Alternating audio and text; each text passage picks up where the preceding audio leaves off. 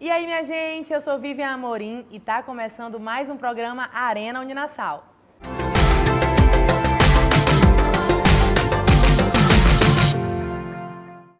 E o tema de hoje é inclusão de pessoas com deficiência na sociedade. Para falar sobre isso com a gente, temos a presença da professora Luciana Pereira. Seja bem-vinda, Luciana. Muito obrigada. Obrigada a todos que estão nos acompanhando.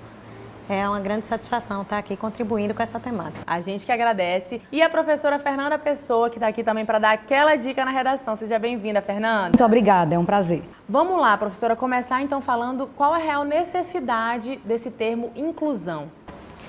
Bom, discutir inclusão hoje na sociedade contemporânea se faz realmente uma grande necessidade.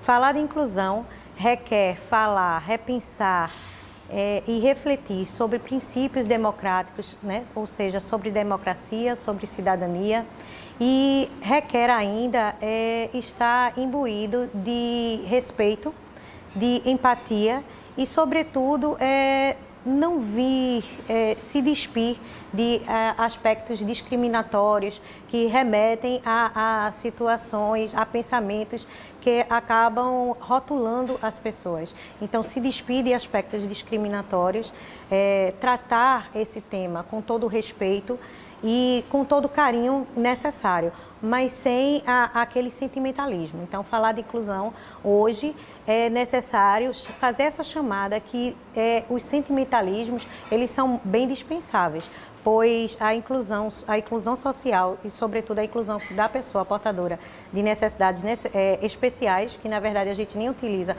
o termo portadora. Então, falar da inclusão das pessoas com deficiência é hoje uma questão tão importante que vai muito além do sentimento solidário e perpassa, sim, por uma questão de cidadania, por uma questão do sistema democrático, né, do sistema de garantias de direitos, para que essa pessoa ela possa estar inserida dentro da sociedade, acessando os bens e serviços que seu país lhe oferece, independente da sua condição física ou mental.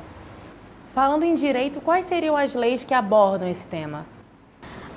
Hoje a gente tem umas leis a partir da ONU, a partir da Conferência Internacional da Pessoa com Deficiência. A gente tem a própria lei da pessoa com deficiência, que é o grande referencial.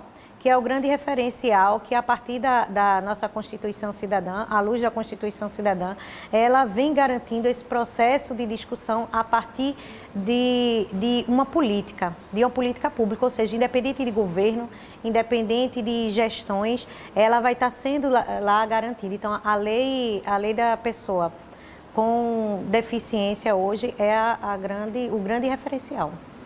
Bom, então chegou a hora de aplicar esse tema na redação. Professora Fernanda, quais tópicos que não podem faltar com esse tema? É um tema que, de fato, exige muita sensibilidade, porque ele vem de um crivo cultural. Então, quando eu tenho uma temática que traz uma abordagem que de verdade é cultural, eu preciso entender de onde vem essa construção que a gente tem hoje, muito mais pela não aceitação da diferença. Eu não incluo, porque por não aceitar o diferente, ou o que é tratado como igual, eu ignoro. Então, assim, desde a sociedade espartana, que matava uma pessoa que nascia com deficiência, por exemplo, até um processo medieval, que também excluía qualquer pessoa que não entrasse dentro de uma proposta que era pregado como politicamente correto, até construções mais recentes.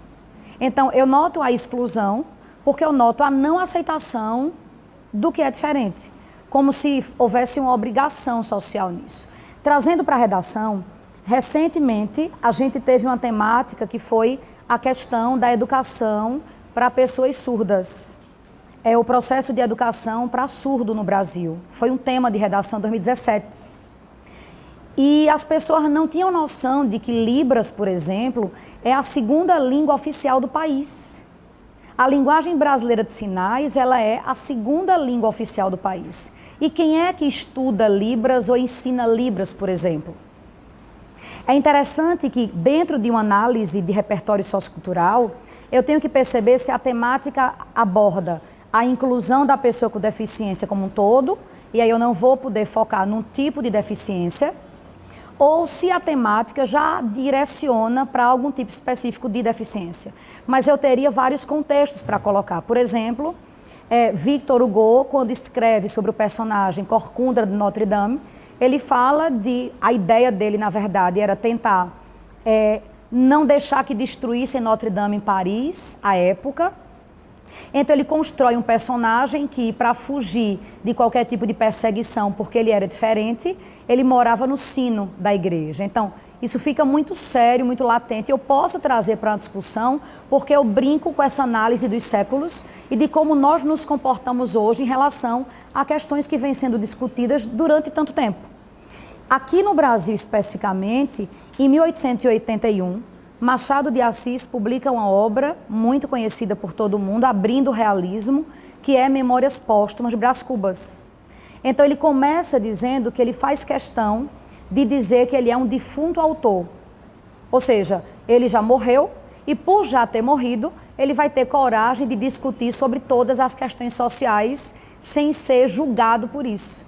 E ele constrói na obra um personagem que é Eugênia. E dentro da análise, como ele é um narrador-personagem, na narrativa ele coloca, algumas vezes, porque bonita se coxa, porque coxa se bonita. Como se, na verdade, uma coisa, ou o fato de ela ter um tipo de deficiência, excluísse o fato de ela ter um tipo de beleza. Ele denuncia isso no fim do século XIX. E a gente chega ao século XXI, ainda dentro de uma sociedade que faz um julgamento a partir do que é tratado como padrão e termina excluindo pessoas que de fato têm necessidades especiais. Então eu tenho que trazer um viés para a discussão, entendendo de onde vem a problemática e como ela nos chega à luz do século XXI, que é um século que está engatinhando e tem de fato muito a aprender. Então, o cuidado na hora de abordar a problemática, entendendo que não é um problema que nasce no século XXI. Dentre os cuidados que o aluno deve ter na hora de abordar um assunto que é tão sensível, seria apelativo demais usar trocadilhos, frases de efeito? Isso pegaria bem ou não? A gente está em uma época em que vale o aluno que tem criatividade, mas o aluno que se coloca no texto sem apelar. Então, frases prontas, jogadas, aquele aluno que diz que vai decorar uma citação de alguém para colocar em algum lugar, independentemente do tema, ele não tem mais espaço. Aquela velha história do se colar, colou, não tem mais espaço. Eu preciso de um ser crítico. Então, a gente nota que tem havido um avanço no processo de correção das redações e a gente torce para que continue acontecendo e que o aluno que de fato tem um senso crítico, uma criatividade maior, ele consiga ser credibilizado por ser assim.